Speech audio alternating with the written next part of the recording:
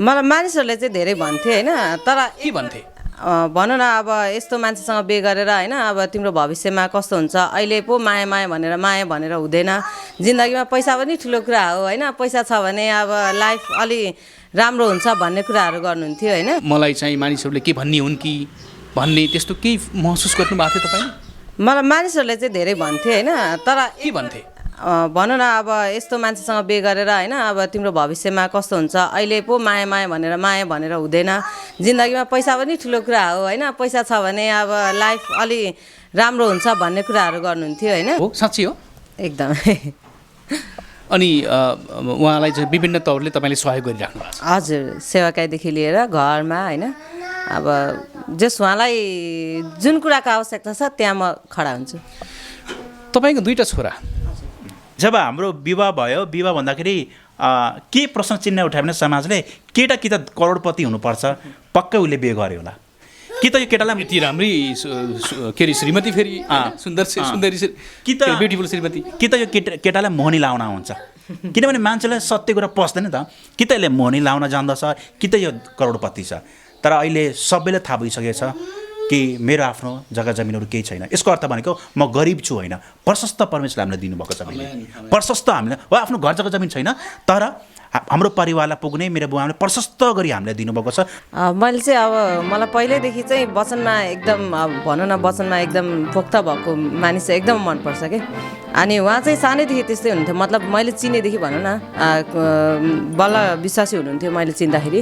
अनि त्यतिखेर पनि अब भनौँ हामी कतिपय विश्वासी चाहिँ कस्तो हुन्छ भने भर्खर क्रिस्चियन हुँदाखेरि चाहिँ प्रार्थना गर्न पनि उसलाई सिकाउनु पर्ने हुन्छ होइन। तर उहाँलाई चाहिँ वचन चाहिँ एकदमै अब वचनहरू सबै कण्ठ, अनि भने नि अब ट्रेनिङमा हुँदाखेरि चाहिँ त्यही वचनकै कुराहरू सेयर गरेर बस्ने। अनि म चाहिँ सोच्थेँ कि अब जस वचनमा चाहिँ उहाँ चाहिँ एकदमै राम्रो हुनुहुन्छ, अनि त्यसै कारण चाहिँ म प्रभावित भएँ उहाँप्रति है। प्रचार गर्नु परेन, उहाँले के देख्नुभयो भने जुन छोराको जीवनमा हामीले सोचेको थिएन ती कुराहरू मेरो छोराले पायो, त्यो साँच्चै नै परमेश्वर हुन्छ भने उहाँले बुवा आमाले प्रभुमा घुँडा टेक्नु भयो, प्रभु यीशुमा।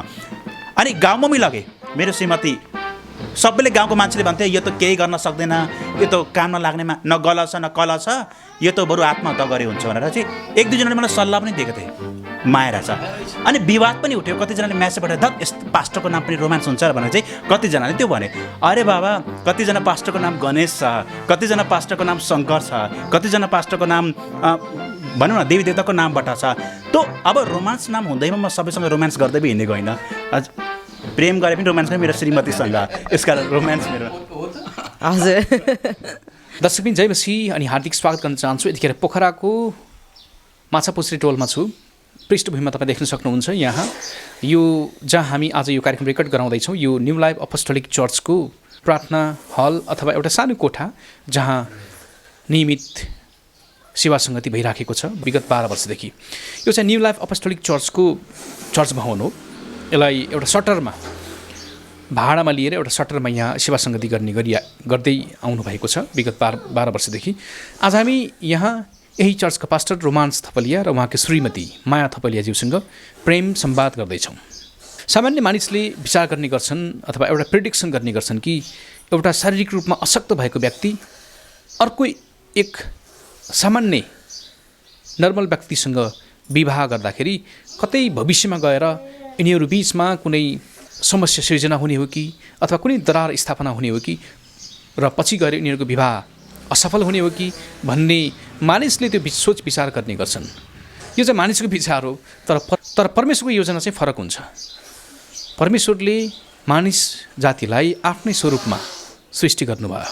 उहाँको नजरमा कोही शारीरिक रूपमा अशक्त अथवा एबनर्मल अथवा शारीरिक रूपमा कोही एकदम स्वस्थ, यो उहाँले हेर्नुहुन्न।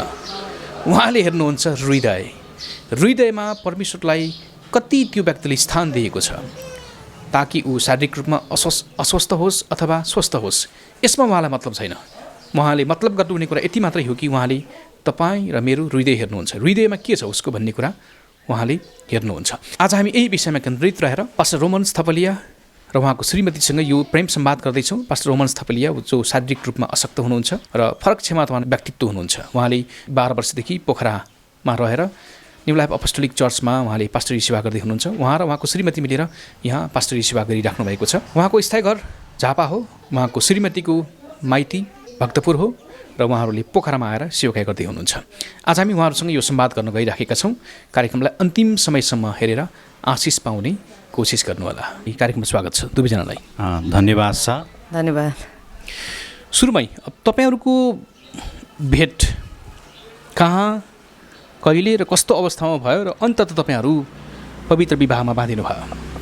यो हाम्रो भेटघाट एकदमै यो मिराकल छ, एकदमै अचम्मको छ। यदि आज यी कुराहरू मैले मिडियाको माध्यमबाट राखेँ भने धेरैजना आशिषमय हुनुहुनेछ कि परमेश्वरले अचम्म प्रकारले कसरी जोडी जुटाउनुहुन्छ। मैले सोचेको थिइनँ कि मेरो भविष्यमा विवाह हुन्छ भनेर, किनभने न मेरो धन सम्पत्ति छ, न मेरो पढाइ छ, न म अरू जस्तो शरीरमा हिँडुल गर्न सक्छु। अनि म चाहिँ झापाको दमक भन्ने ठाउँमा चाहिँ म तालिम गर्दथेँ। त्यो तालिम चाहिँ 10 महिनाको थियो। अनि त्यो तालिमको बिचमा चाहिँ अचानक हामी काठमाडौँ जानु पर्यो। अनि काठमाडौँको पाटन चर्चमा चाहिँ डाक्टर थोमस वाङको चाहिँ तालिम चलिरहेको थियो। अनि यो तालिमको म पनि जानुपर्ने थियो। हामी लगभग 20 जना चाहिँ विद्यार्थी थियौँ हामी तालिमबाट। अनि सबैजना तयारी भयो काठमाडौँ जानको लागि कि हामी काठमाडौँ जानुपर्छ। तर चाहिँ म चाहिँ जान मानिनँ। मैले के भने म चाहिँ काठमाडौँ चाहन्न, किन भन्दाखेरि म जस्तो हिँड्न नसक्ने व्यक्तिलाई काठमाडौँको यात्रा चाहिँ गाह्रो हुन्छ, अप डाउन गर्न यता त गाह्रो हुन्छ। म चाहिँ जान्न भनेर मैले जिद्दी गरेँ। मैले भने म बरु यहीँ बस्छु, यहीँ बाइबल स्कुलमै बस्छु, बाइबल पढ्छु, तर म काठमाडौँ जान्न। तर एउटा सर हुनुहुन्छ, उहाँको म नाम लिन चाहन्छु। उहाँ चाहिँ आनन्द अधिकारी सर। उहाँले चाहिँ बिन्ती गर्नुभयो कि होइन, तपाईँ जसरी जानुपर्छ, परमेश्वरको योजना छ। तपाईँ शरीरमा अशक्त भए तापनि बरु हामी हेल्प गरौँला, तपाईँ काठमाडौँ जानुपर्छ। तर मैले उहाँलाई पनि बिन्ती गरेँ म जान चाहन्न। तर अन्तिममा कसो गर्दा गाह्रो मानी अप्ठ्यारो मानी म चाहिँ गएँ काठमाडौँमा। तर काठमाडौँमा जाँदाखेरि अचम्म त के भयो भने जब हामी पाटन चर्चमा गयो तालिमको लागि, त्यो तालिममा त्यतिखेर म भर्खरै प्रभुलाई पाएको थिएँ, नयाँ थिएँ। त्यतिखेर चाहिँ हामी थुप्रैजना थियो। अनि पाटन चर्च त्यतिखेर 3 तला थियो। 3 तला थियो। अनि त्यो 3 तलामा चाहिँ के हुन्थ्यो भने खाना जे गर्न पनि तल आउनु पर्थ्यो क्या, अप डाउन। अब म जस्तो 3 तलाबाट तल झर्नु पर्थ्यो। ग्राउन्ड फ्लोरमा खानाको मेस छ। अनि अब चाहिँ म जस्तो हिँड्न नसक्ने मान्छेले अप डाउन गर्दा त गाह्रो हुन्छ, एकदमै गाह्रो, खाना यताउता। अनि थुप्रैजना थिए। अनि सबैसँग हेल्प माग्न पनि गाह्रो। त्यतिखेर चाहिँ उनी पनि त्यही तालिममा थिइन्। अचम्म लाग्दो कुराहरू क्या। उनी पनि त्यही तालिममा थिए र उनले चाहिँ मलाई के गरिन् भने खाना ल्याउने, खाना पुर्याइदिने। अनि यति मात्रै नभइकन मेरो बाइबलहरू चर्चसम्म पुर्याइदिने। अनि कहिलेकाहीँ त एकचोटि त मेरो मन्जन ब्रुस पनि त्यो हुन्छ नि पुर्याइदिने, त्यो कुराहरू गरिदिने। अनि सबै मान्छेले नोटिस गर्थे यो यिनीहरूको बिचको के होला नाता, के होला, ताकि सम्भवतः पहिलेदेखि नै उहाँहरू एकअर्काप्रति परिचित हुनुहुन्छ भन्ने कुराको गेस गरे उहाँहरूले। तर हामीले चिनेको थिएनौँ। यो परमेश्वरको अनुग्रह थियो। अनि सबै मान्छेले नोटिस गर्न थाले एउटा व्यक्तिलाई कसरी हेल्प गर्न सकेको होला, के होला, कस्तो यिनीहरूको बिचको कनेक्सन के होला भनेर चाहिँ गरिरहेको थियो। अनि 5 दिन भएको थियो। 5 दिनको ट्रेनिङ। तर हाम्रो परिचय 3 दिन। 3 दिनको परिचय भयो। अनि उनले मलाई हेल्प गर्न थाले अप डाउन यता गर्दा। तर हामीले सोचेको थिएन कि उनी मेरो भविष्यको श्रीमती हुन्छन् भनेर, किनभने म जस्तो व्यक्ति करण नै परमेश्वरले त्यही नै हो अथवा परमेश्वरले जुटाइदिनु भएको करण त्यही नै उहाँ नै हो भन्ने कुरा चाहिँ त्यही नै हो भन्ने कुरा तपाईँलाई त्यतिखेर थाहा थिएन? थाहा थिएन। किन भन्दाखेरि अब म हिँड्न नसक्ने व्यक्तिले अब यति राम्ररी मसँग विवाह गर्छ भने त्यो आएन। अनि मैले चाहिँ बहिनी भन्ने, उनले चाहिँ मलाई अब दादा भन्ने, अब त्यस्तै त्यो थियो। तर जब हाम्रो तालिम सिद्धिएपछि अनि त्यहाँदेखिले हामीले एकअर्कालाई जेमोसी भेटघाट यो कुराहरू गऱ्यौँ। अनि त्यहाँदेखि बिदा लियौँ। त्यसपछि चाहिँ म सेवाकाईमा उत्रेपछि बेला बेलामा झलझलको उनको याद आउँथ्यो कि एकजनाले मलाई यसरी पाटन चर्चमा हेल्प गरेको थियो, कस्तो होला के होला भनेर चाहिँ। अनि त्यतिखेर चाहिँ खासै सेलफोन आइसकेको थिएन। अनि त्यहाँदेखि चाहिँ घरकै अब हुन्छ नि छिमेकीको ल्यान्डलाइन फोनबाट कन्ट्याक्ट गर्ने यो कुराहरू गर्दै अनि बेला बेलामा बातचित गर्दा हामीले एकअर्कालाई मन परायौँ। यो सोचेको थिएन कि यस्तो समय पनि आउँछ। अनि अहिले आएर म झसङ्ग हुन्छु, यदि म काठमाडौँ नगएको भए, यदि म त्यही बाइबल स्कुलमा बाइबल पढेर बसेको भए, सायद आज उनको र मेरो भेटघाट हुने थिएन, न त विवाह हुने थियो। अनि यो परमेश्वरको योजना छ। काठमाडौँमा गयो अनि भेटघाट भयो। अनि पछि म पोखरा आएँ। अनि हाम्रो बिचमा बातचित हुन थाल्यो। बातचित गर्दा अन्तिममा चाहिँ प्रपोज मैले गरेको। कसरी के भनेर प्रपोज गर्नुभयो पहिलोपटक? अब एकअर्कालाई हामीले मन पराइसक्यो। अनि मलाई अचम्म लाग्यो, म जस्तो हिँड्न नसक्ने व्यक्तिलाई पनि उनले मन पराए भन्दाखेरि एउटा ख्रिस्टको मन, एउटा ख्रिस्टको हृदय। अनि त्यहाँदेखि हाम्रो मण्डलीको विश्वासीहरूले पनि भन्न थाले कि अब तपाईँले विवाह गर्नुपर्छ, यो गर्नुपर्छ भनेर भने। अनि अलिकति उत्साहित भयो। अनि केही पास्टरसँग पनि मैले यो प्रार्थनाको विषय राखेँ के यस्तो छ, ल अब गर्नुपर्छ भन्नुभयो। त्यहाँदेखि चाहिँ अनि मैले प्रपोज गरेँ के तिमी मसँग विवाह गर्छौ भनेर चाहिँ मैले चाहिँ के गरेँ, प्रपोज गरेँ। अनि त्यतिखेर चाहिँ उनले चाहिँ नाइ भनिनन्, चाको भए होइन होइन म तपाईँसँग विवाह गर्दिनँ, तपाईँलाई त दाइ जस्तो सम्झेको भएन। तर उनले के भने, ठिक छ तर मेरो घरमा बुवा आमाको पनि अनुमति चाहिन्छ, जबकि बाइबल अनुसार हो, घरमा जानकारी त हुनु पर्यो। अनि त्यहाँदेखि मण्डलीमा पनि जानकारी दिन्छु भन्दाखेरि अनि मलाई यो राम्रो लाग्यो। त्यसपछि अनि अचम्म लाग्दो कुरा, हामी प्रार्थनामा बस्यो। अब यो परमेश्वरबाट हो कि होइन, कि भावनामा हो कि। अनि हामी दुईजना प्रार्थनामा बस्दाखेरि दुईजनालाई परमेश्वरलाई देखाउनु भयो। उनले पनि मलाई सपनामा देख्यो, मैले पनि सपना देख्यो कि हामी एकअर्काको लागि बनाइएका हौँ भनेर चाहिँ त्यो कुरामा निश्चित हुनुभयो, निश्चित भयो सपना देखिसकेपछि। अनि एक दिन मैले अन्य भाषामा प्रार्थना गरेँ। अन्य भाषामा प्रार्थना गर्दाखेरि मलाई अगुवाणी आयो। अनि हृदयबाट त्यो एउटा आवाज आयो, त्यो परमेश्वरको आवाज कि तेरो विवाह चाहिँ फागुनमै हुन्छ। अनि त्यो प्रार्थना हामीले भनेको फागुन आउन 2 महिना मात्रै बाँकी थियो। अब अचम्म लाग्दो कुरा के 2 महिनामा कसरी विवाह हुन्छ, जबकि न त उनको परिवारलाई थाहा छ, न मण्डलीलाई थाहा छ, न केही कुरा प्रिपेयर गरेको छ, न कुनै कुरा तयारी छ, न एकअर्कालाई तपाईँ लामो समयदेखि चिन्नुहुन्थ्यो। त्यही भएर हाम्रो खासै लामो परिचय धेरै समय भएको थिएन। त्यहाँदेखि चाहिँ मैले उनलाई भने, परमेश्वरले मलाई यस्तो भन्दै हुनुहुन्छ हाम्रो विवाह चाहिँ फागुनमा हुन्छ, के तिमी यो कुरा विश्वास गर्छौ? अनि उनले भने म यो कुरामा विश्वास गर्छु। अनि त्यहाँदेखि यो कुरा प्रोसेस गर्दा अनि त्यहाँदेखि चाहिँ त्यति सजिलै चाहिँ भएन। अनि म काठमाडौँमा गएँ, पूर्वबाट 2 जना पास्टरलाई लिएर गएँ।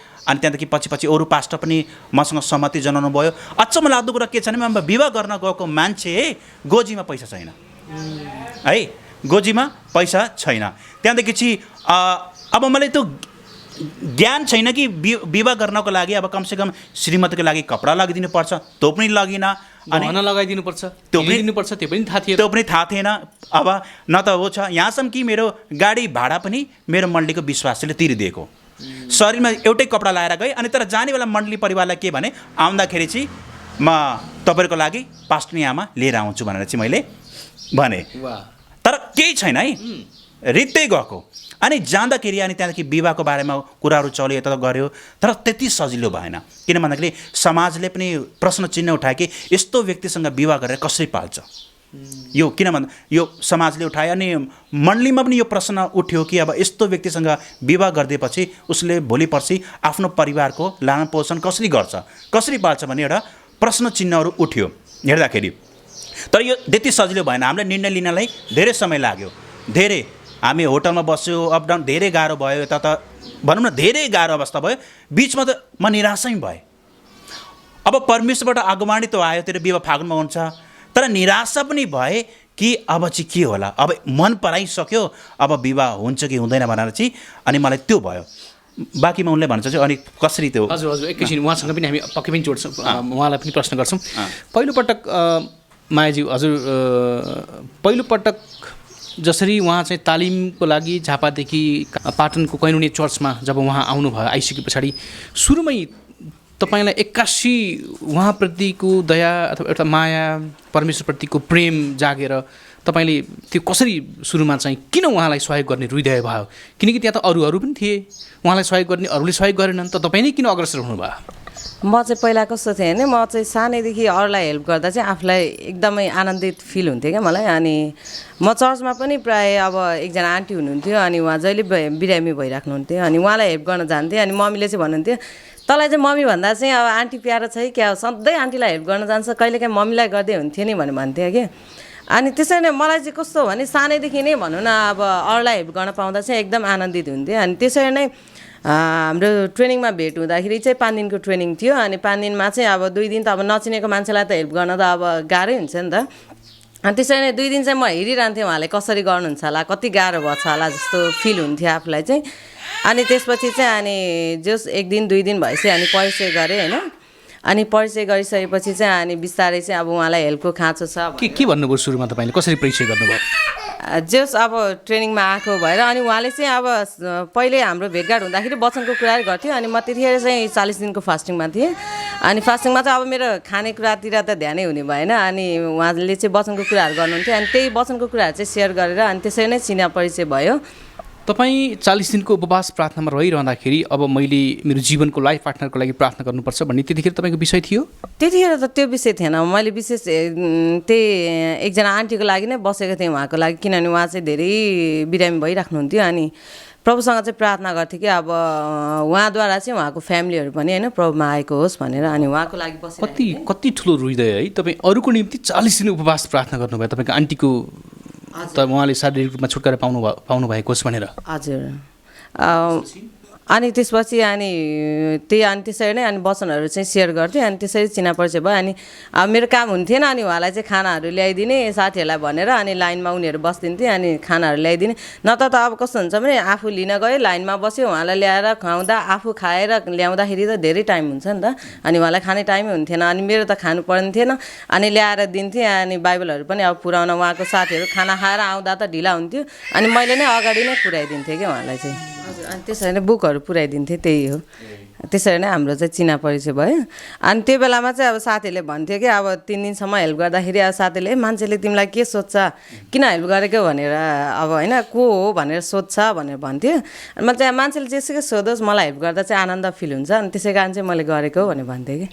त्यतिखेर तपाईँको हृदयको कुनामा कहीँ कतैतिर भविष्यमा गएर यो मान्छेसँग मेरो विवाह हुन्छ अनि यही नै मेरो हुनेवाला लाइफ पार्टनर हो भन्ने कतै हृदयको कुनै कुनामा थियो? त्यस्तो त सोचेको थिएन। साँच्चै हो? सोच्नै भएको थिएन? किनभने अब म त अब जसलाई पनि हेल्प गर्थेँ अनि उहाँलाई पनि त्यसरी नै अब गाह्रो छ भन्ने फिल गर्थेँ।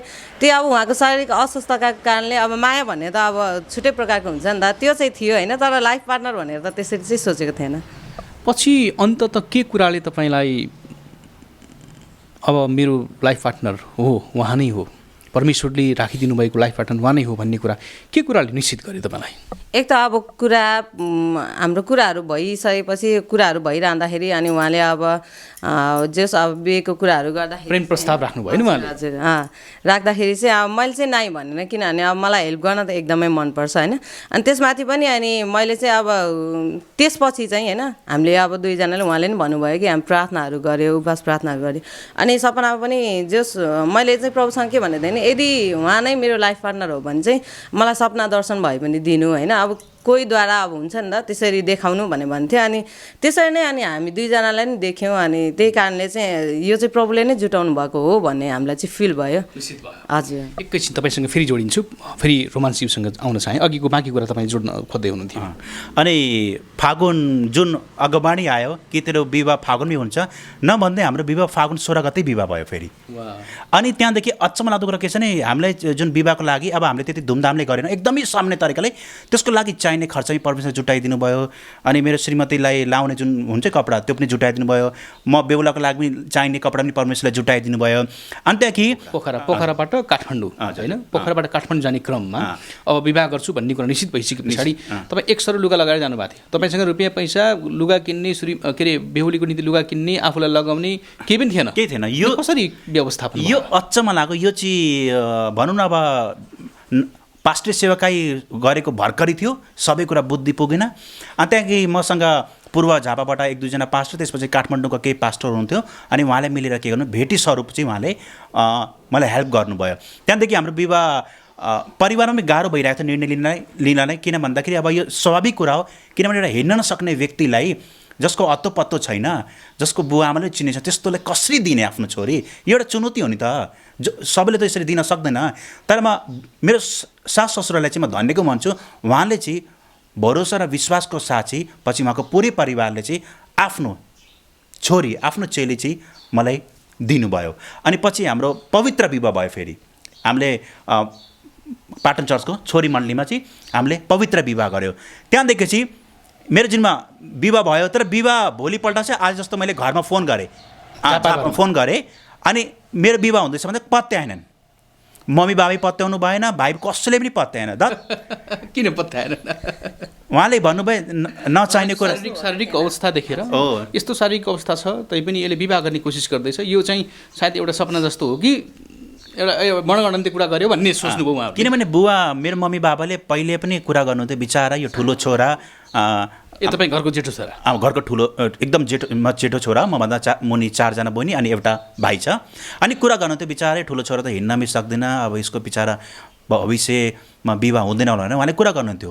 अनि अचानक मेरो भोलिपल्ट बिहे हुने कुरा भन्दाखेरि बुवा आमाले भाइ बहिनीलाई पत्याएनन्, नचाहिने कुरा गर्छस् भन्दाखेरि अनि 81 जब बुहारी लगिदिए म छक्क पर्नुभयो।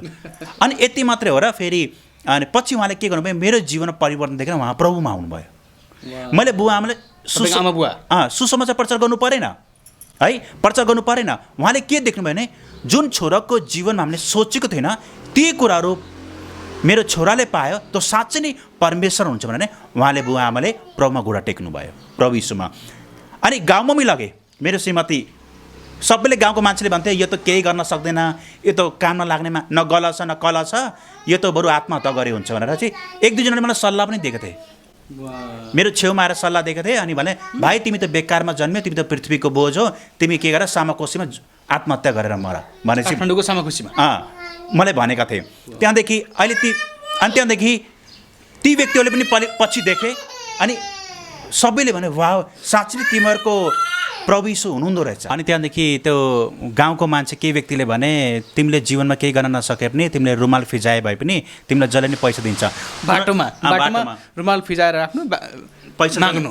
उनीहरू चाहिँ के सोच्छ भने यसले केही गर्न सक्दैन, यसले मागेर भए पनि जिन्दगी चलाउँछ। कतिजना त के भन्छ भने तिमी त काम नलाग्ने छौ, बरु सामाकोसीमा सुसाइड गर मर भने चाहिँ सल्लाह दिन्थ्यो। अनि त्यो कुराले चाहिँ मलाई त्यतिखेर त प्रभुलाई पाएको थिइनँ। अनि विश्वास लाग्थ्यो हो रहेछ, क्या हो मागेरै खानुपर्छ कि त सुसाइड गर्नुपर्छ। त्यो मेरो लागि दुईवटा बाटो थियो, कि त सुसाइड गर्ने कि त मागेर खाने है मेरो जीवन। किनभने म एउटा गरिब परिवारबाट, गरिबी किन बाबाले रिक्सा चलाउनुहुन्थ्यो। अनि प्रायः हामी त्यतिखेर यति दुःख पायो कि प्रायः हामी 1 छाक खाना खाएर सुत्थ्यौँ। 1 छाक खाना पनि राम्रो हुँदैन थियो, दाल अनि भात। घरको ठुलो छोरामा अनि मलाई डिप्रेसन तनावले एकदम सताउँथ्यो, धेरै पढाइ पनि छैन। अनि त्यो गाउँमा चाहिँ मेरो श्रीमती लिएर गए, कतिले वाउ साँच्चै नै तिमीहरूको परमेश्वर हुँदो रहेछ। फेरि कतिजनाले कुरा काटे यो केटी धेरै बसे 1 वर्ष बस्ला अनि पहिला जान्छ भने, किन पचेन तपाईसँग बस्यो भने धेरै बस्यो 1 वर्ष न पहिला जान्छ सम्बन्ध त्योभन्दा बढी जाँदैन भने किनभने प्रेडिक्सन गरे। किनभने उनीहरूलाई पचेन यो कुरा। उनको लागि के भने अप्पङको लागि अप्पङ्गै नै हुनुपर्छ भने सोच आयो क्या, किन सप्पङ हो नि त।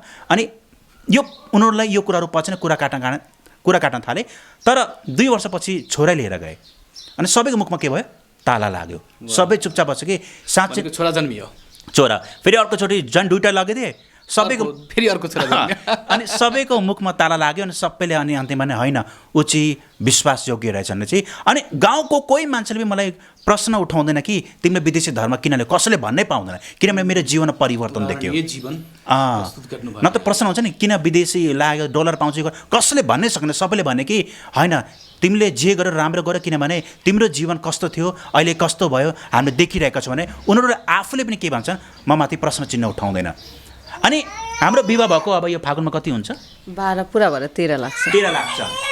हामी माघ महिनाको 20 गते यो कार्यक्रम रेकर्ड गराउँदैछौँ। अब केही दिन पछाडि तपाईँको एनिभर्सरी सुरु आउँछ। अनि धेरैले भने यो केटाले कसरी पाल्छ श्रीमतीले बालबच्चालाई है। तर अब 13 वर्ष लाग्दैछ, अहिलेसम्म परमेश्वरले हामीलाई खुवाउनु भएको छ, झुटाउनु भएको छ। भनेपछि परमेश्वरबाट परमेश्वर कति भला हुनुहुन्छ भन्ने कुरा तपाईँले विश्वास गरेको परमेश्वरले तपाईँलाई कहिले पनि शरणमा पार्नु भएन। राम्रो लगाएको छौँ, राम्रो खाएको छौँ, यति मात्रै हो र। बुवा आमा पनि मैले पालिरहेको छु। बुवा मम्मीले कहिले सोच्नु भएको थियो कि यो जेठो छोराले हामीलाई पाल्छ भनेर। बाबाले त के सोच्नुहुन्छ भने उल्टै यसले पाल्नुपर्छ होला। तर आज जन्म दिने बुवा आमालाई पनि मैले पाल्दैछु। इभन हाम्रो आफ्नो घर जग्गा जमिन केही छैन, उता पनि कोठाबाट। झापाको कुन ठाउँमा हो तपाईँको? हाम्रो अहिले मम्मी बाबा ताराबारी बस्नु छ, तर अब नागरिकता हाम्रो सबै कुरा कारबार दमकमा हुने हो। तर मम्मी बाबा अहिले भाडामा ताराबारी बस्दै हुनुहुन्छ। अनि बाबा मम्मीले गर्व गर्दै हुनुहुन्छ कि आज जेठो छोराको जीवन परिवर्तन भयो, आज जेठो छोराले चाहिँ हामीलाई पालिरहेको छ। अनि एउटा असल बुहारी परमेश्वरले हामीलाई जुटाउनु भएको छ। अनि यो 13 वर्ष अब लाग्दैछ, परमेश्वरले हामीलाई खुवाउनु भएको छ, जुटाउनु भएको छ। आज म आफूलाई अचम्म लाग्छ कि परमेश्वर कति भलो हुनुहुन्छ, उहाँले जे दिनुहुन्छ असल दिनुहुन्छ। फेरि मायाजी हजुरसँग म जोडिन खोजेँ। मानिसको नजरमा तपाईँको श्रीमान चाहिँ शारीरिक रूपमा अशक्त भए तापनि, देखिए तापनि वास्तवमा मान्छेले देखेको रोमान्स थपलिया र तपाईँले देखेको रोमान्स थपलियामा के फरक छ? मैले चाहिँ अब मलाई पहिल्यैदेखि चाहिँ वचनमा एकदम भनौँ न वचनमा एकदम पोख्त भएको मानिस चाहिँ एकदम मनपर्छ कि अनि उहाँ चाहिँ सानैदेखि त्यस्तै हुनुहुन्थ्यो मतलब मैले चिनेदेखि भनौँ न बल्ल विश्वासी हुनुहुन्थ्यो मैले चिन्दाखेरि अनि त्यतिखेर पनि अब भनौँ हामी कतिपय विश्वासी चाहिँ कस्तो हुन्छ भने भर्खर क्रिस्चियन हुँदाखेरि चाहिँ प्रार्थना गर्न पनि उसलाई सिकाउनु पर्ने हुन्छ होइन तर उहाँलाई चाहिँ वचन चाहिँ एकदमै अब वचनहरू सबै कण्ठ अनि भने नि अब ट्रेनिङमा हुँदाखेरि चाहिँ त्यही वचनकै कुराहरू सेयर गरेर बस्ने अनि म चाहिँ सोच्थेँ कि अब जस वचनमा चाहिँ उहाँ चाहिँ एकदमै राम्रो हुनुहुन्छ अनि त्यसै कारण चाहिँ म प्रभावित भएँ उहाँप्रति। अनि मानिसले देखेको रोमान्स थपलिया मानिसले हेर्दाखेरि जट्ट हेर्दाखेरि शारीरिक रूपमा अशक्त अलिक फरक क्षमतावान व्यक्तित्व हुनुहुन्छ उहाँ र तपाईँले देखेको तपाईँको हृदयले भन्ने हृदयले देखेको रोमान्स थपलिया उहाँको बारेमा के भन्न चाहनुहुन्छ? अब यस्तो नै शरीरमा भन्दा पनि मानसिकतामा चाहिँ मानिसहरू अपाङ्ग भएको त्यो चाहिँ डेन्जर कुरा हो होइन उहाँ चाहिँ शरीरमा अस्वस्थता भए तापनि मानसिकमा चाहिँ हुनुहुन्न नि त मानसिक रूपमा अपाङ्गता हुनुहुन्न अनि मेन कुरा चाहिँ त्यही हो कि मानसिकमा हामी शरीरमा स्वस्थ भए तापनि मानसिक रूपमा अस्वस्थ भयो भने चाहिँ होइन अब धेरै विकृति जस्तो होइन धेरै अब नराम्रो कुराहरू हुन्छ नि त अनि त्यसै कारणले उहाँप्रति चाहिँ उहाँको चाहिँ त्यही हो शरीरमा अस्वस्थ भए तापनि मानसिक रूपमा चाहिँ अरूलाई उत्साह दिने हौसला दिने होइन अनि मैले चाहिँ त्यही कुराहरू उहाँप्रति देखेँ। तपाईँले उहाँसँग विवाह गर्दाखेरि यति ठुलो भनेको विवाह त जीवनको सबैभन्दा ठुलो निर्णय हो तपाईँले विवाह गर्ने निर्णय गर्नुभयो यति ठुलो रिस्क यहाँले मोल्नु भयो त्यस पछाडि विवाह गरिसके पछाडि मेरो भविष्य के होला कसो होला होइन अनि विवाह गर्दाखेरि पनि त उहाँसँग तपाईँको निम्ति लुगा किन्ने पैसा पनि उहाँसँग थिएन आफू निम्ति एक्स्ट्रा लुगा किन्ने पैसा पनि त उहाँसँग थिएन तपाईँ त्यो रिस्क कसरी मोल्नु भयो मलाई चाहिँ मानिसहरूले के भन्ने हुन् कि भन्ने त्यस्तो केही महसुस गर्नुभएको थियो तपाईँले? मलाई मानिसहरूले चाहिँ धेरै भन्थे होइन तर के भन्थे भनौँ न अब यस्तो मान्छेसँग बिहे गरेर होइन अब तिम्रो भविष्यमा कस्तो हुन्छ अहिले पो माया भनेर हुँदैन जिन्दगीमा पैसा पनि ठुलो कुरा हो होइन पैसा छ भने अब लाइफ अलि राम्रो हुन्छ भन्ने कुराहरू गर्नुहुन्थ्यो होइन मानिसहरूले चाहिँ मलाई भन्थे चाहिँ होइन अब यस्तो मान्छेसँग बिहे गरेर तिम्रो भविष्य के हुन्छ भन्थे अनि मलाई चाहिँ त्यो बेलामा चाहिँ कस्तो फिल भयो भने मैले चाहिँ भने अब प्रभुप्रति मैले विश्वास गरेको छु प्रभुले नै मलाई देखाउनु भएको छ कि अब उहाँ चाहिँ मेरो जीवनसाथी हो भने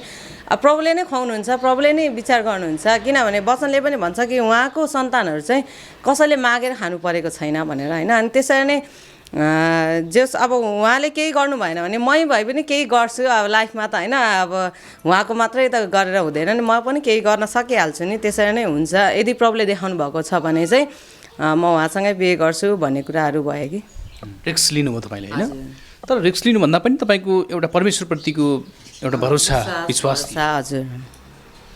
तपाईँले विवाह गरिसके पछाडि तपाईँको माइती पक्षले कस्तो खालको गुनासो गरे साथी सङ्गीहरूले के भने तपाईँलाई बिहापछि किन म यो प्रश्न तपाईँलाई किन पनि गर्दैछु भने मुख अगाडि प्रशंसा गर्न मन लाग्छ मलाई चाहिँ होइन आज अन्तर्वार्तामा तपाईँको प्रशंसा गरिदिन्छु म यति ब्युटिफुल हुनुहुन्छ तपाईँ निम्ति कुनै पनि जस्तो तपाईँले चाहनुभएको तपाईँको लाइफ पार्टनर तपाईँले पाउन सक्नुहुन्थ्यो तर परमेश्वरले उहाँ नै राखिदिनु भएको थियो भने त हामी मानिसले रोक्ने त कुरै भएन होइन मानिसले कसले रोक्न सक्छ र यसकारण हेर्नुमा पनि तपाईँ निकै ब्युटिफुल हुनुहुन्छ होइन तपाईँको निम्ति अरू भनेको डिसिजन चेन्ज गर्न सक्ने थुप्रै आधारहरू थिए मैले अरू कुनै केटासँग बिहा गर्नुपर्छ कि भन्ने थियो तर उहाँलाई नै भनौँ न त्यो उहाँलाई नै तपाईँ आफ्नो जीवनको लाइफ पार्टनर बनाउन पुग्नुभयो। हजुर अब जस प्रार्थना गर्दाखेरि प्रभुले नै त्यो कुराहरू देखाउनु भयो भने अब प्रभुको निर्णयमा त अब हामी अर्को निर्णय लिन त सक्दैन नि यदि प्रभुले नै दिनुभएको छ भने फ्यामिलीबाट पनि प्रभुले नै मिलाउनुहुन्छ। मैले प्रभुसँग प्रार्थना के गर्थेँ भने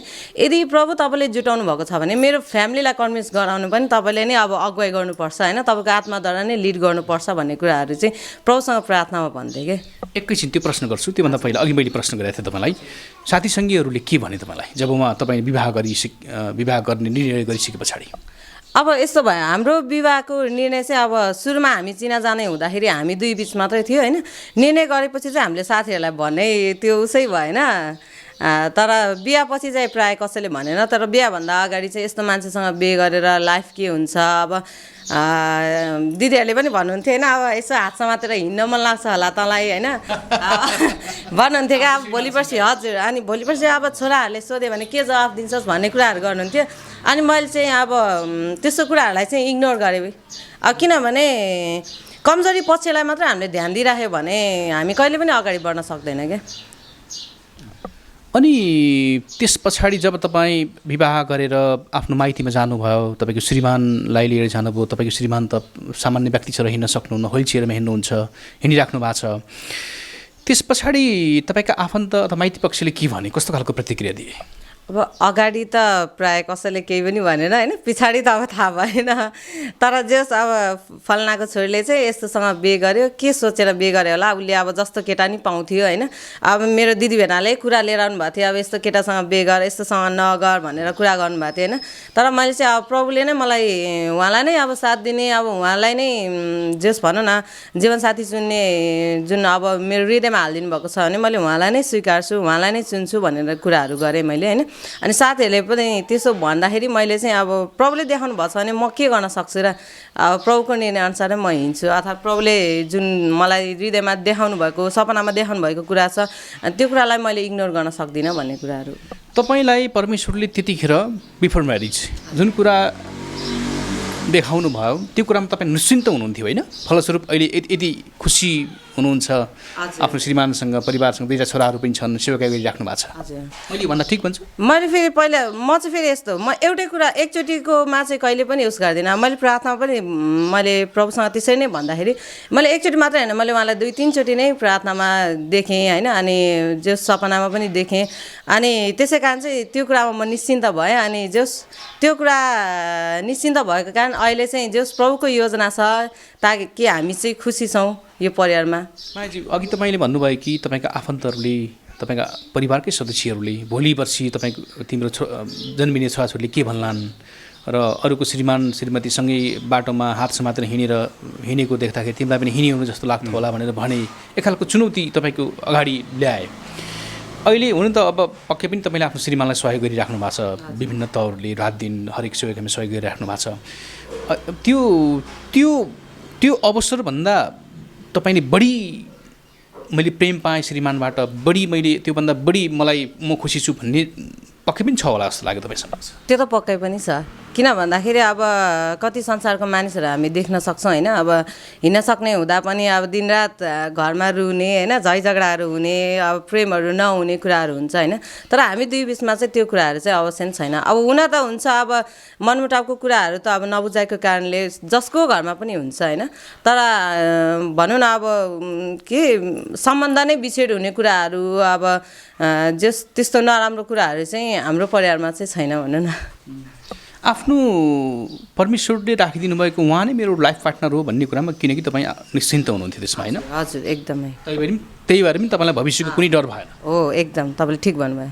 तपाईँहरूको विवाह भएको 12 वर्ष कम्प्लिट हुँदैछ अब 1 महिना पछाडि, 13 वर्षमा प्रवेश गर्दै हुनुहुन्छ।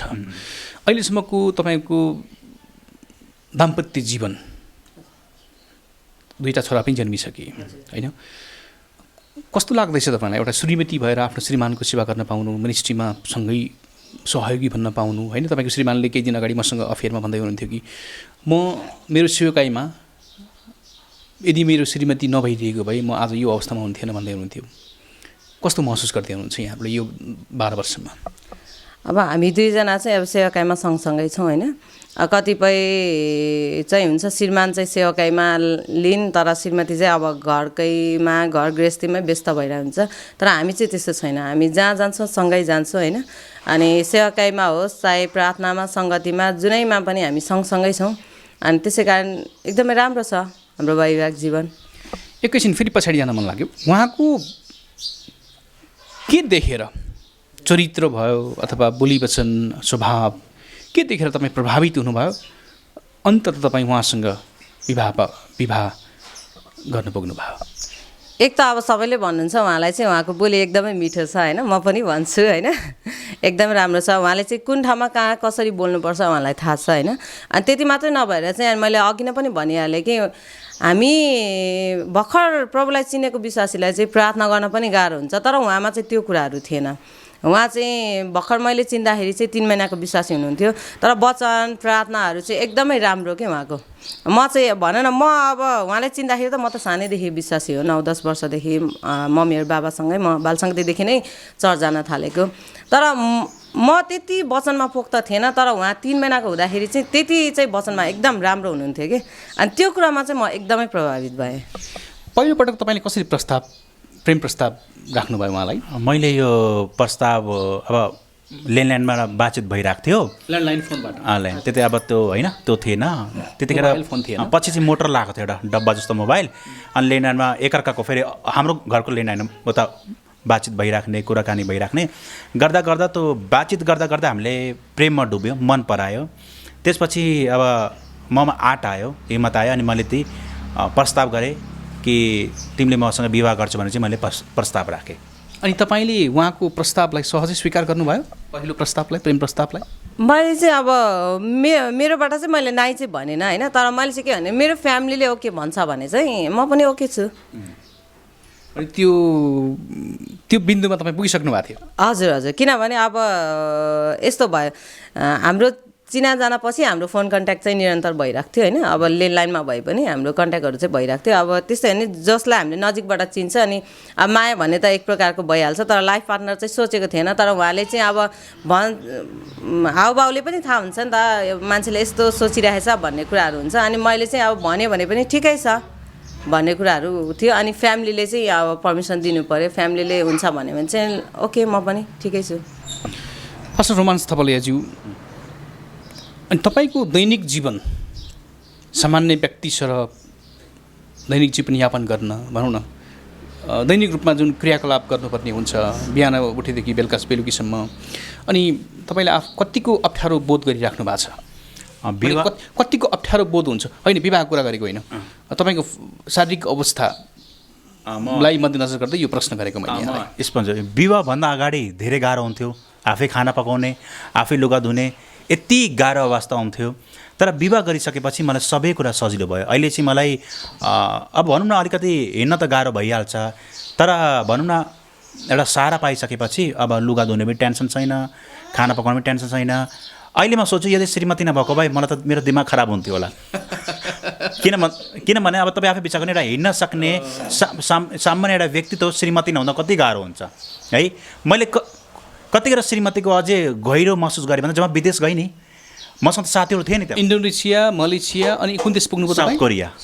3टा देशमा म गएँ, अनि मसँग साथीहरू थिए एकदमै हेल्पफुल, 2टा साथीहरू मसँग हुनुहुन्थ्यो, हेल्पफुल हुनुहुन्थ्यो, र पनि श्रीमतीको कमी महसुस भइरहेको थियो मलाई। श्रीमतीले पुर्याउन सक्ने सहयोग अरूले पक्कै पनि पुर्याउन सक्छ। जतिसुकै नजिकको मित्र भए पनि, यहाँसँगै बुवामा जति नजिक भए पनि, तर श्रीमतीको जुन रोल हुन्छ नि त्यो अरूले निभाउन सक्दैन। अच्छा, अर्को कुरा, तपाईँको शारीरिक अवस्थाको बारेमा दर्शकवृन्दलाई केही बताइदिनुहोस् न। कहिलेदेखि तपाईँ भनेको शारीरिक रूपमा अलि अशक्त हुनुभयो? मेरो जन्म दिल्लीको लाल किल्लामा भएको र म जन्मिँदा राम्रै जन्मेको। धेरैले भन्छन् तपाईँ के अरे जन्मिँदै यस्तो भएको। म जन्मिँदै होइन, म जन्मेको जब 7 महिनामा लागेँ, 7 महिनामा लाग्ने बित्तिकै मलाई ज्वरो आयो। ज्वरो आउने बित्तिकै अनि मम्मी आत्तिनु भयो, अनि मम्मीले के गर्नुभयो, डक्टरमा लानुभयो। डक्टरले पनि आत्यो, अनि हतार मलाई सुई लाग्यो। सुई लाउने बित्तिकै भयो मेरो पुरै बडी प्यारलाइज भयो। अहिले त धन्न परमेश्वरको अनुग्रह मेरो कम्मरदेखि माथि चल्छ, तर मेरो केही नचल्ने, म यस्तो मात्रै हुने। त्यहाँदेखि चाहिँ अनि अङ्कल, एकजना नेपाली अङ्कल हुन्थ्यो इन्डियामा, उहाँले काउकुती लाउँदा पनि नचलायो क्या। अनि 3.5 महिना हस्पिटल राखेपछि के भयो भने कम्मरदेखि माथि चल्यो। अनि म हिँड्दाखेरि अहिले मेरो हिँडाइमा चेन्ज छ। पहिला म 4 खुट्टे हिँड्थेँ, अनि मेरो कपडा एकदमै फाट्ने, हरेक कुराहरू यस्तो हुन्थ्यो, 4 खुट्टे हिँड्थेँ। अनि त्यसरी मेरो जीवन एउटा भनौँ न 12-13 वर्षसम्म 4 खुट्टे हिँडेँ। पछि म जवान हुँदै गएँ, अनि पछि के फिल भयो भने म त जवान हुँदैछु, अब चाहिँ म यसरी हिँड्नु हुन्न, म चाहिँ अब घरभित्रै बस्नुपर्छ भने मेरो जीवन यसरी बित्दै गयो। तर मैले धेरै पनि पढिनँ, मैले 8 क्लास मात्रै पढेको छु। इन्डिया मैले 5 क्लास पढेँ, 6, 7, 8 चाहिँ मैले नेपालमा मैले पढेँ। अनि घरको अवस्था पनि एकदमै कमजोर थियो, नाजुक थियो, मैले प्रभुलाई पाएको थिइनँ। अनि प्रभुलाई नपाएको कारणले गर्दा त्यतिखेर मैले चाहिँ अब पैसा खाँचो पर्थ्यो, अनि मैले ट्याक्स उठाउने काम गर्थेँ। बेलडाङ्गीमा जति गाडी जान्थेँ, मती जस्तै बाहिर हुन्छ नि मती, ट्याक्स उठाउने काम गर्थेँ। अनि त्यो छोडेर पछि मैले बिस्कुट सेल, चक्लेट सेलहरू गर्न थालेँ, त्यो पनि मैले गरेँ। अनि त्यसरी तपाईँलाई किन हिँड्न गाह्रो हुन्थ्यो होइन? बाटोमै सडकमा बसेर हो कि अथवा कसरी गर्नुहुन्थ्यो त्यो काम? मैले यो ट्याक्स उठाउने काम पनि बाटोमै हो, मोडामा बसेर गाडी रोकेर ट्याक्स उठाउँथेँ। त्यहाँबाट अलिअलि इन्कम भयो र आफ्नो लागि राम्रो राम्रो कपडा किन्न थालेँ। अनि दोकान पनि मैले के गरेँ, एउटा बाँस त्यो साथीहरूले टहर जस्तो बनाएर, बेलडाङ्गीमा शरणार्थी शिविरमा हो? होइन त्यो चाहिँ उर्लाबारीमा हो। ए उल्लाबारीमा बेलडाङ्गीमा चाहिँ कस्तो बेलडाङ्गी जाने गाडीको चाहिँ म ट्याक्स काट्ने कामहरू म गर्थेँ। अनि यसरी जीवन बित्दै गयो। अनि त्यहाँ चाहिँ मलाई चाहिँ बिचमा चाहिँ म सायरी एकदम लेख्ने, अब अहिले त छोडेको छु, म सायरी लेख्ने। अनि जीवन निराशाको कारणले मेरो सायरी प्रायः सुसाइडको हुन्थ्यो। म चाहिँ एकदम सुसाइडको, मेरो सायरी सुन्दा निराशाजनक शायरी एकदम मान्छे रुन्थे। अनि गीत पनि त्यतिखेरमा 90sको म 90sको सङको एकदम क्रेज। 90sको त्यतिखेर के गर्ने भने म अजय देवगनको एकदमै ठुलो फ्यान। अनि अजय देवगन स्टाइलले कपाल पाल्यो, अनि 90sको गीत सुन्यो, दिल जलेको, सेन्टिमिटर भएर चाहिँ बस्यो। अनि सायरी त्यही म लेख्ने। अनि के भने सेन्टिमिटर भएर मजा त आउने, पछि त्यसले पीडा दिँदो रहेछ क्या। त्यो सेन्टिमिटल सायरी पनि भन्ने कहाँ कन्सर्न हुन्छ, त्यसले एकदमै पीडा दिने क्या, एकदम त्यस्तो लेख्न थालेँ। अनि बिचमा फिल्म लाइनको पनि सुर आयो। अनि म फिल्ममा स्टोरी कथा पनि लेख्न थालेँ मैले। अनि इच्छा थियो ल म एक दिन फिल्म लाइनमा म जान्छु भनेर चाहिँ। तर जीवन चाहिँ एउटा परमेश्वर दिनुभएको जीवन चाहिँ एउटा अचम्मको छ। अनि पछि केही गर्दा भएन। अनि अन्तिममा के भने एकजना साथी हुन्थ्यो, उहाँले भन्नुभयो रोमान्स अब तिम्रो जीवन त्यसरी खेर नफाल, हिँड अप्पङ संस्थामा मसँग। उहाँ पनि अप्पङ हुनुहुन्थ्यो। अनि उहाँले मलाई लिएर जानुभयो। अहिले भन्दा मलाई अचम्म लाग्छ, काठमाडौँ जाने भाडा मात्रै मसँग नभएर अरूसँग मागेर पैसा उठाएर चाहिँ म काठमाडौँ जान आँटेको। तर परमेश्वरको योजना के थियो भने उहाँ परमेश्वरले काठमाडौँबाट फर्काइदिनु भयो क्या। किनभने त्यतिखेर चाहिँ कृष्ण भिरमा चाहिँ ठुलो त्यो बाढी गएको थियो। अनि लगभग 2 दिन 3 दिन हामी हेटौँडामा बसेर हामी के गर्यो, फर्क्यौँ। अनि त्यसको केही समयपछि मैले प्रभुलाई पाएको। अनि म अलिकति जोड्न चाहन्छु। अनि जब हाम्रो विवाह भयो, विवाह भन्दाखेरि के प्रश्न चिन्ह उठायो भने समाजले केटा कि त करोडपति हुनुपर्छ, पक्कै उसले बिहे गर्यो होला, कि त यो केटालाई यति राम्री के अरे श्रीमती, फेरि सुन्दरी कि त ब्युटिफुल श्रीमती, कि त यो केटालाई मोहनी लाउन आउँछ। किनभने मान्छेलाई सत्य कुरा पस्दैन त, कि त यसले मोहनी लाउन जान्दछ, कि त यो करोडपति छ। तर अहिले सबैले थाहा भइसकेको छ कि मेरो आफ्नो जग्गा जमिनहरू केही छैन। यसको अर्थ भनेको म गरिब छु होइन, प्रशस्त परमेश्वरले हामीलाई दिनुभएको छ। प्रशस्त हामीलाई हो, आफ्नो घर जग्गा जमिन छैन, तर हाम्रो परिवारलाई पुग्ने मेरो बुवाले प्रशस्त गरी हामीलाई दिनुभएको छ। न मैले मोहनी लागेको छु, न मेरो धनी हेर्नुपर्ने थियो भने यो हुने थियो नि, अरे बाबा धनी केटा र शरीरमा होइन सस्तो व्यक्तिसँग बिहे गर्थ्यो नि त। तर होइन, यो चाहिँ परमेश्वरको योजना थियो। अहिले तपाईँलाई के कुरामा सहयोग गरिदिनुपर्छ विशेष गरी श्रीमतीले? अहिले मलाई चाहिँ अब भनौँ न, अब कपडा धुनमा होइन, अब खाना भइहाल्छ। मलाई चाहिँ कस्तो छ भने यो टोइलेटमा पानी अहिले त भित्रै छ टोइलेटमा। पहिले चाहिँ कस्तो हुन्छ भने पानी ओसार्न मैले गाह्रो हुन्थ्यो नि, मेरो श्रीमतीले पानीमा गर्ने। अनि व्हिलचेयरमा अहिले त अब परमेश्वरले स्कुटी जुटाउनु भएको छ। तर मलाई नि पल सहयोगको खाँचो पर्छ, सेकेन्डमा मलाई सहयोगको खाँचो। बाहिर कतै जानु पऱ्यो भने स्कुटी मार्फत तपाईँ जानुहुन्छ? जस्तो अब मैले कुनै सामान किन्नु पऱ्यो भने स्कुटीमाबाट तल झर्नु पऱ्यो, म साध्य हुँदैन। त मेरो श्रीमतीले नि मलाई सबै कुरामा सहायता। मायाज्यू, तपाईँलाई यो तपाईँले बिहा गर्नुभएको करिबन 12 वर्ष भयो होइन? तपाईँले कहिले त्यस्तो महसुस गर्नुभयो, ओहो यस्तो श्रीमानसँग विवाह गरेँ? माफ गर्नुहोस् है, यो प्रश्न म एउटा मिडियाकर्मी भएको कारणले यो प्रश्न तपाईँलाई सोध्न बाध्य छु। के अरे मैले गलत गरेँ भन्ने कहिलेकाहीँ तपाईँलाई त्यस्तो पछुतो लाग्छ जब तपाईँको श्रीमानको अवस्था, के अरे शारीरिक अवस्था तपाईँले देख्नुहुन्छ र फिल गर्नुहुन्छ, तपाईँ चाहिँ उहाँको निम्ति एउटा सहयोगी भूमिका खेलिराख्नुहुन्छ? मलाई चाहिँ तपाईँले क्वेसन गर्नुभयो, अरूले पनि भन्थे अब पछि पछुताउँछ यस्तो निर्णय अहिले चाहिँ अब हतारमा गरेर होइन, पछि पछुताउँछ भन्ने कुराहरू साथीहरूले पनि भन्थे होइन।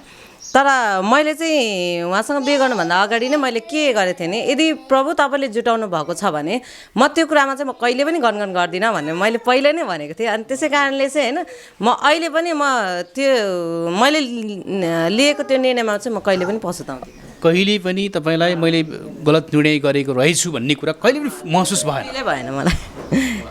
के कुराले तपाईँलाई त्यस्तो फिल भएन? अब एक त प्रभुमाथिको भरोसा हो होइन। अनि प्रभुले दिनुभएको निर्णयमा अब भनौँ न, प्रभुले दिनुभएको छ भने मैले त्यो कुरालाई चाहिँ किन गनगन गर्ने नि? मैले अघि पनि भने नै, समस्यालाई हामीले ठुलो मानेर बस्ने हो भने कहिले पनि सकिँदैन। मैले चाहिँ त्यो समस्यालाई होइन, तर हामी दुईजनाप्रतिको प्रेमलाई देखेँ। प्रेमले चाहिँ सबै कुराको समाधान गर्छ कि। यति धेरै कुरा जान्नु भएको छ, बुझ्नु भएको छ तपाईँले, यो के कहाँबाट कसरी सिक्नुभयो तपाईँले, कति पढ्नु भएको छ, के हो तपाईँको ब्याकग्राउन्ड? मेरो पनि पढाइ धेरै छैन। फ्यामिली चाहिँ अब मेरो धेरै धनी पनि होइन, हामी मिडियम फ्यामिली नै हो होइन। अब जग्गा जमिन त छ र पनि अब काठमाडौँको कुन ठाउँमा त्यो पनि बताइदिनुहोस्। काठमाडौँ भक्तपुर सिरेटार हो, वार्ड नम्बर 7 त्यहाँ हो। अनि जस अब मेरो पढाइ धेरै छैन, उहाँको जस्तै थोरै, मैले पनि त्यही 8सम्म पढेको, तर मैले 8 चाहिँ पास गरिनँ। अनि अब जो सानैदेखि अब मैले पढाइ छोडेपछि चाहिँ मैले जब गर्न थालेँ। अनि त्यसै कारणले चाहिँ घरको स्थितिलाई चाहिँ बुझ्छु भनौँ न। अनि अब उहाँको स्थायी घर चाहिँ झापा, तपाईँको भक्तपुर, फेरि झापा पनि होइन भक्तपुरमा पनि होइन, त पोखरामा आएर तपाईँहरूले सेवा गरिराख्नु भएको छ। यसमा तपाईँको होइन हामी भक्तपुर पनि बस्नुपर्छ, काठमाडौँ राजधानी केन्द्रित हुनुपर्छ अथवा झापै जानुपर्छ भन्ने त्यो कुराको बिचमा तपाईँहरू बिचमा कहिले काहीँ कन्फ्लिक्ट सृजना भयो, केही भयो? त्यस्तो त छैन, किनभने मैले चिन्नुभन्दा अगाडि नै उहाँ चाहिँ पोखरामै हुनुहुन्थ्यो। अनि जस यहीँ सेवाकाई गर्ने हाम्रो निर्णय भयो। अब यहाँबाट चाहिँ हामी कहीँ जाँदैन। हामी कार्यक्रम लगभग अन्त्यतिर छौँ। तपाईँहरू दुईजना चाहिँ अब हाम्रो बोलावट यही नै हो, अब हामी बुढाबुढी मिलेर प्रभुको सेवा गर्नुपर्छ अथवा गोठालाको सेवा गर्नुपर्छ, गोठाला भएर मानिसहरूको सेवा गर्नुपर्छ भन्ने त्यो बिन्दुमा कहिले पुग्नु भयो? म चाहिँ बाइबल स्कुल पढ्दाखेरि नि मलाई चाहिँ एउटा केही क्लियर थिएन, मेरो बोलावट पास्टर हो है। तर बिचमा जब म मिसनरी भएँ अलिकति कन्फ्युज भएँ, किन अलिक दुःख पाएँ नि त। किन दुःख पाएँ भन्दाखेरि अब त्यो बिना व्हिलचेयर पनि थिएन।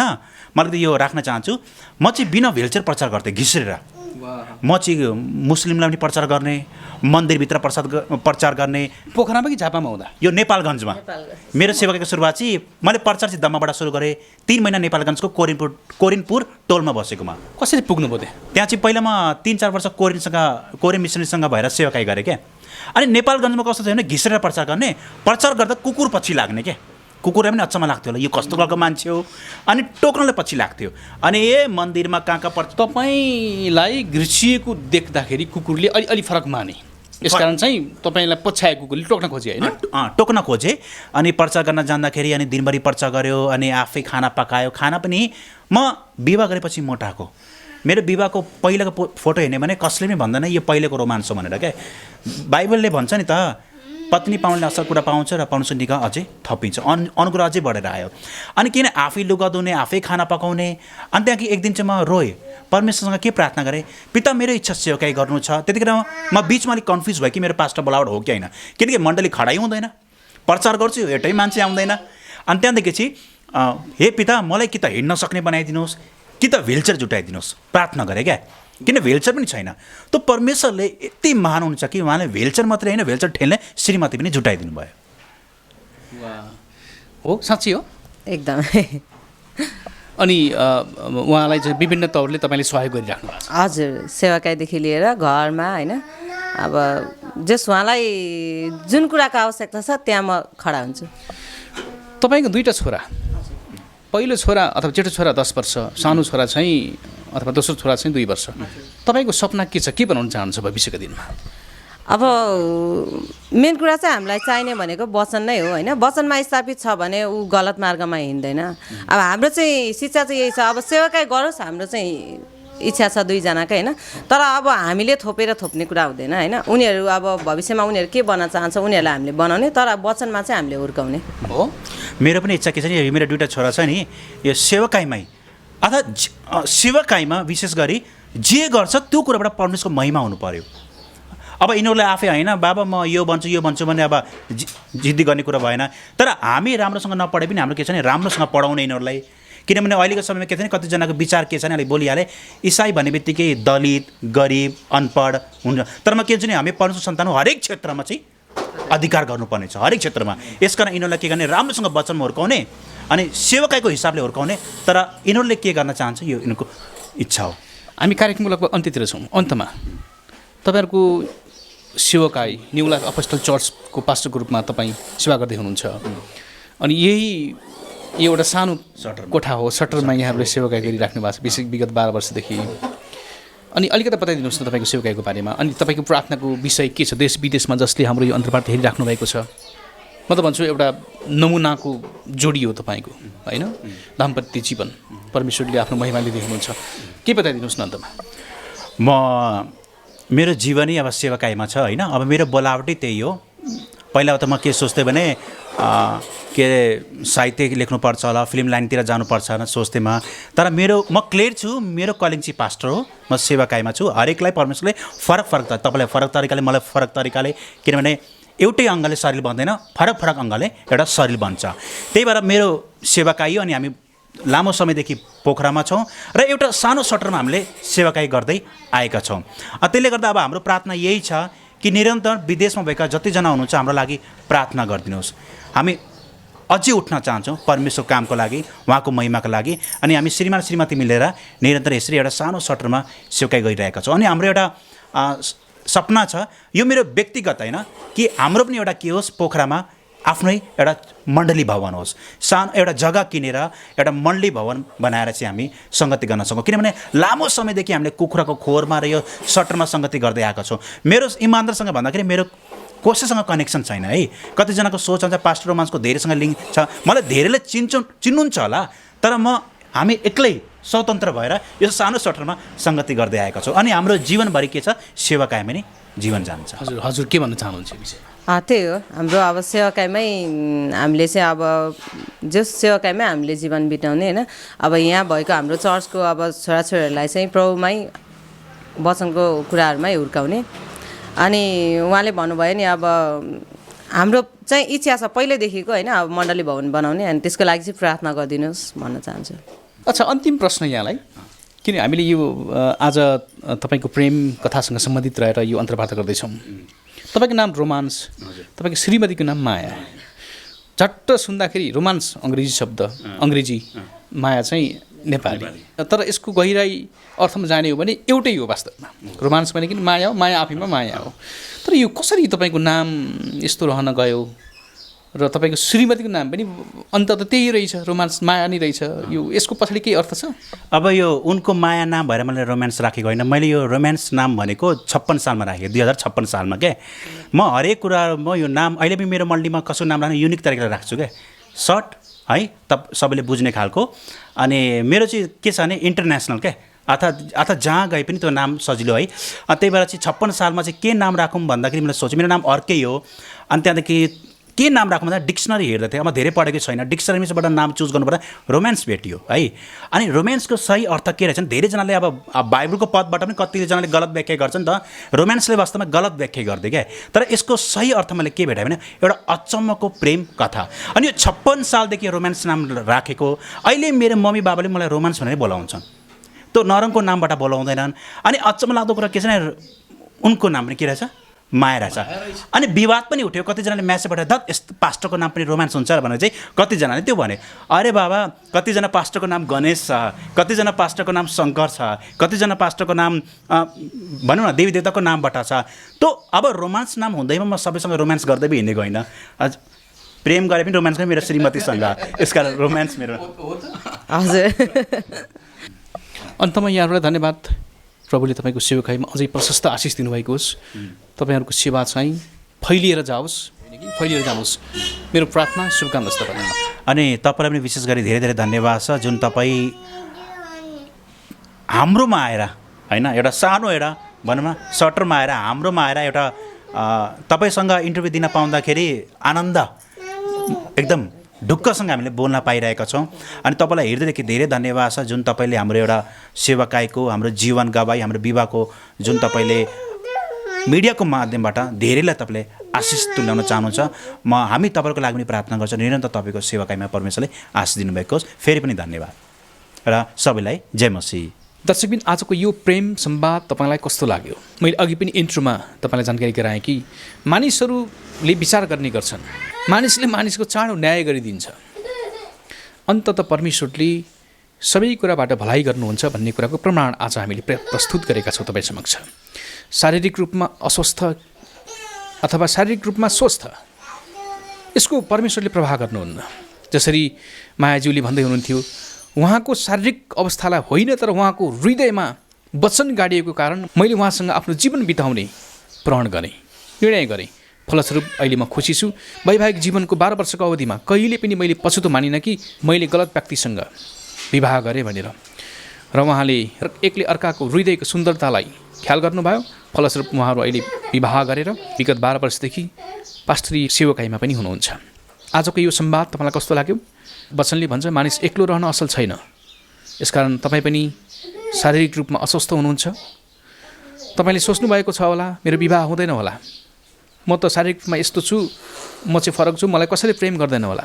जसरी पहिला जब येशू प्रभुमा हुनुभन्दा पहिला रोमान्स थपलियाले त्यही विचार गरिराख्नु भएको थियो, अन्ततः उहाँको हृदयलाई परमेश्वरले परिवर्तन गर्नुभयो। उहाँको निम्ति एउटा सुयोग्य श्रीमती पनि दिनुभयो। हेर्नुहोस् कति ब्युटिफुल श्रीमती परमेश्वरले रोमान्स थपलियाज्यूको निम्ति दिनुभएको छ। आज तपाईँ पनि त्यस्तै विचार गरिराख्नु भएको छ भने तपाईँको निम्ति एउटा गुड न्युज छ। परमेश्वरमा आउनुहोस्, सबै कुराको समाधान उहाँमा छ। उहाँमा आएर उद्धार, मुक्ति र जीवनलाई पनि सार्थक बनाउनुहोस्। यति भन्दै पोखराको माछापुछ्रे टोलबाट क्यामेरामा सहयोगी विनोद स्वयं ठकुरीज्यूसँगै कुमार सिंह विष्ट बिदा हुन्छु। यो कार्यक्रम कस्तो लाग्यो आफ्नो प्रतिक्रिया व्यक्त गर्नुहोला। जय मसीह।